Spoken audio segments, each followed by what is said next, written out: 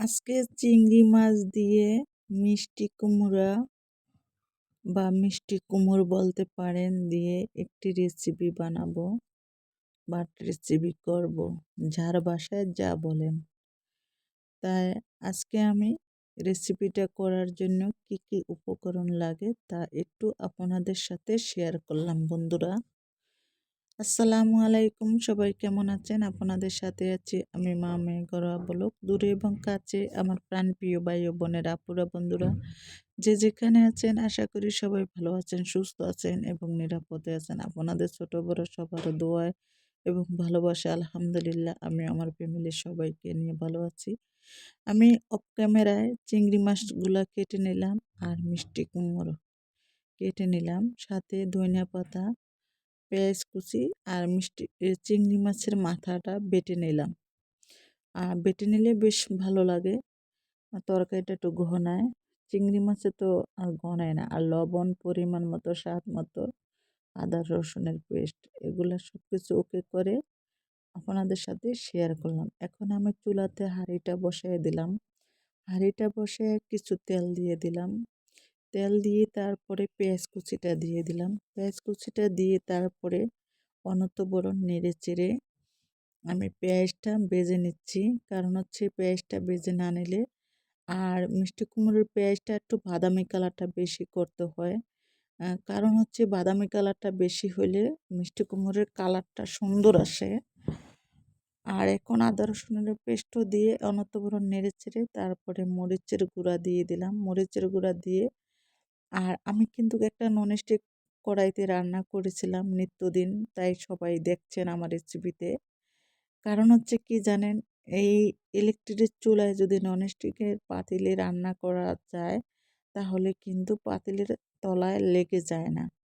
আর এই যে চিলপারের পাতিলে রান্না করলে কিন্তু তলাতে লেগে যায়। এর জন্য সুবিধার জন্য আমি ননস্টিকের কড়াইটাই ব্যবহার করেছি। এখন আজকে ননস্টিকের কড়াইটা ব্যবহার করি নাই। আপনাদেরকে এই কথাটা বোঝানোর জন্য। কথাটা বুঝতে পারছেন আমার বন্ধুরা, মনে হইতেছে আমি যা বলেছি বুঝতে পারছেন। আর এই তো দেখেন চিংড়ি মাছগুলো অফ ক্যামেরায় কেটে পরিষ্কার করে ধুয়ে মুছে নিলাম। আর এখন চিংড়ি মাছটা আমি ভেজে নিব না, মশলাতে কষায় নেব। ভালো করে অনন্তবরণ নেড়েচেড়ে একদম তেলের মশলার ভিতরে সুন্দর করে কষায় নেব। কষায় নিয়ে তারপর আমি কি করলাম, চিংড়ি মাছ ভাটা যে পানিটা আছে না, আমি ওই পানিটা দিয়ে দিলাম। চিংড়ি মাছের মাথাটা বেটে নিলে সবচেয়ে ভালো হয়। আর ওটা দিয়ে যদি তরকারিটা রান্না হয় ভীষণ মজা লাগে।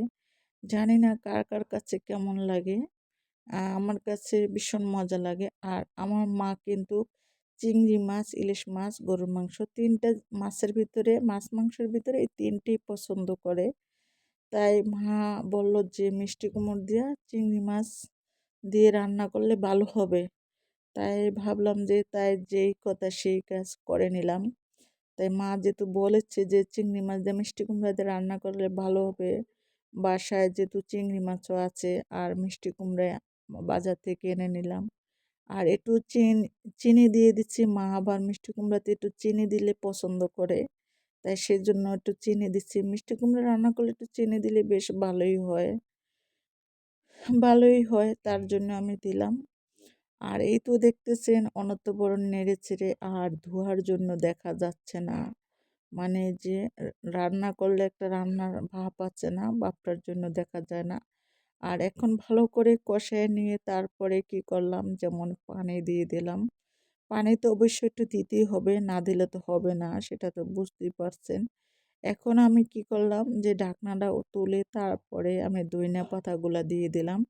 আর ধনিয়া পাতাটা দিলে বেশ ভালোই লাগে। চিংড়ি মাছ দিয়ে মিষ্টি কুমড়া দিয়ে রান্না পরে যদি ধনিয়া পাতাটা দেয় তাও তাহলে তো বেশ মজাই হয়, জমে যায়। আর অলরেডি আমার রান্না হয়ে গেছে, আমি চুলাতে পাতিলটা বসায় রাখছি। আর এই তো দেখেন কালারটা কত সুন্দর আসছে, মাশাল্লাহ, আলহামদুলিল্লাহ। দেখতেও যেমন সুন্দর লাগলো, খেতেও ভীষণ মজা হলো। তা আমার ভিডিওটা আজকে আপনাদের কাছে কেমন লাগলো? যদি ভালো লাগে লাইক কমেন্ট শেয়ার করতে ভুলে যাবেন না। সবাই ভালো থাকেন, সুস্থ থাকেন।